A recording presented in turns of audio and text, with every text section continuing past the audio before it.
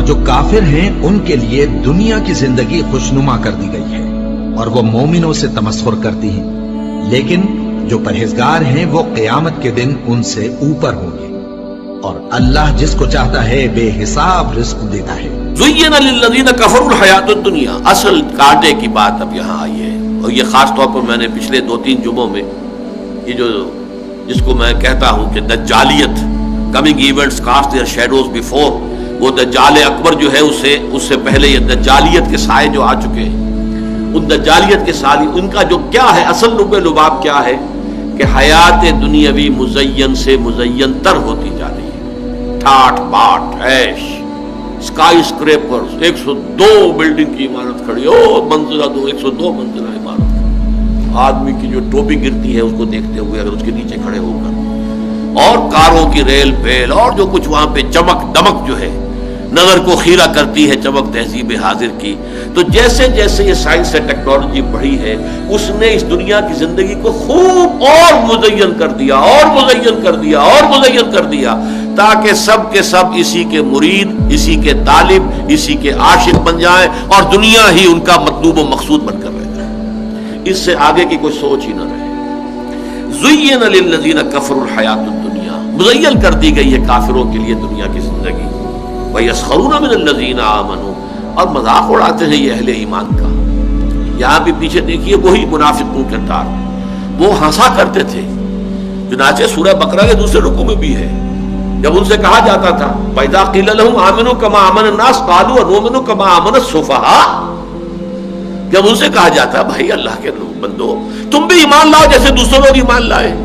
وہ تو ایمان کے لیے اپنا سب کچھ تن من دھن دینے کے لیے ہر وقت تیار ہے، یہ تمہیں کیا ہو جاتا ہے؟ تو وہ کہتے تھے کہ کیا ہم ایسے ایمان لائیں جیسے یہ بے وقوف لوگ ایمان لائیں؟ یہ تو بے وقوف ہے، سفہاء ہے، انہیں اپنے خیر کی فکر نہیں، اپنے شر کا خوف نہیں، اپنے مفادات کا کوئی خیال نہیں، اپنے مستقبل کا، اپنے کیریئر کا کوئی خیال نہیں، اپنی اولاد کی مستقبل کی فکر نہیں، کچھ نہیں۔ یہ تو معلوم ہوتا ہے کہ فینیٹکس ہیں، دیوانے ہیں، پاگل ہو گئے، مجنون ہو گئے۔ یا مکے میں حضور کو مجنون کہا گیا تھا، یا یہ ہے کہ اب یہ صحابہ کرام جو تھے یہ مجنون تھے، پاگل تھے، فینیٹکس تھے۔ یہ لوگ جو ہے در حقیقت یہ عقل وقل جو ہے اس کو بیچ کے کھا چکے ہیں، اور واقعہ یہ کہ بے خطر کود پڑا آتش نمرود میں عشق، عقل ہے محو تماشائے لبے بام ابھی، عقل کا تو ہاتھ سے آپ اگر اس کا تعلق چھوڑیں گے نہیں تو میدان میں کودے گے ہی نہیں، عقل کے تو معنی باندھنے کے ہیں۔ تو فرمایا ان کے لیے دنیا کی زندگی مزین کر دی گئی ہے اور وہ مذاق اڑاتے ہیں، یسخرون من الذین آمنوا، ان اہل ایمان کا۔ جیسے کہ صدقہ ایک لے کر آئے تھے صحابی رات بھر، جب حضور نے غزوہ تبوک کے موقع پر جب کہا کہ اب بڑا کڑا وقت آ گیا ہے اور بڑا ایک لشکر لے کے جانا ہے، اس کے لیے ساز و سامان چاہیے، سواریاں چاہیے، رسد چاہیے، اب جو کچھ دے سکتے ہو دو اللہ کے راستے میں۔ تو ایک بیچارے صحابی تھے انصاری، ان کے پاس کچھ نہیں تھا، جیسے کہ ایک ڈیلی دہاڑی دار مزدور، بس جو دن بھر کام کیا تو اپنے بال بچوں کے لیے کچھ چیز فراہم ہو گئی۔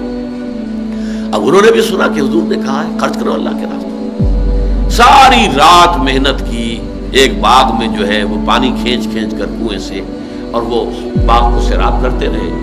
صبح کو اس نے باغ کے مالک نے کچھ کھجوریں دے دی، یہ اجرت تھی ان کی، اس میں سے آدھی جا کے گھر والوں کو دے دی، آدھی لا کے حضور کی خدمت میں پیش کر دی۔ اب ٹھٹھے اڑے،